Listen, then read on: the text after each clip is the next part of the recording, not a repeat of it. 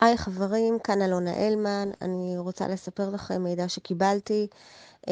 בתחילת ההזרקות בוצע מחקר על אנשי צוות רפואי ב5 בתי חולים של קופת חולים הכללית, ובעצם חילקו את הצוות לקבוצת ניסוי שקיבלו את הזריקות וקבוצת ביקורת שלא קיבלו את הזריקות, ובעצם המחקר הזה בדק את היעילות של הזריקה, עד כמה יעיל הכוונה, עד כמה הוא באמת מונע הדבקה מקורונה, והמחקר הזה נגנז, שתיקה, אף מילה לא מדברים עליו, כאילו לא נעשה.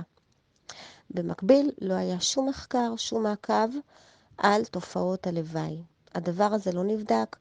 תופעות הלוואי, הכוונה, הבטיחות של החיסון.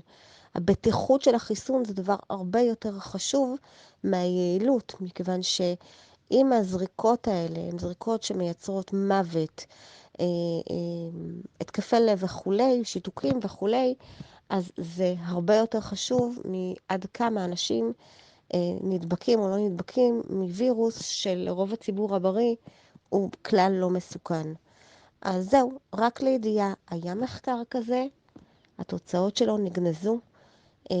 למה? המבין יבין. לצערי אני לא יכולה לפרסם מעבר, לא מי המקור. אני לא קיבלתי גם מידע מי היה החוקר.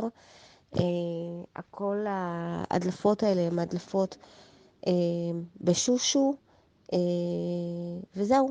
אנשי צוות רפואי שהיו מעורבים במחקר הזה, יש להם את ההזמנה להשתתף במחקר, הם קיבלו אימייל לגבי הדבר הזה, זה לא משהו שזה בן אדם אחד או שניים יודעים מזה. כל מי שהיה בבתי החולים של הכללית, ב5 האלה, יודעים שהם היו חלק מהמחקר, ושתוצאותיו לא פורסמו עד עצם היום הזה. עוד חלק בפאזל של הרמאות ושל ההונאה הגדולה ביותר בהיסטוריה, שאנחנו עוברים כרגע שותפים לו בשתיקה עשרות אלפי רופאים, פוליטיקאים כמובן, אנשי תקשורת.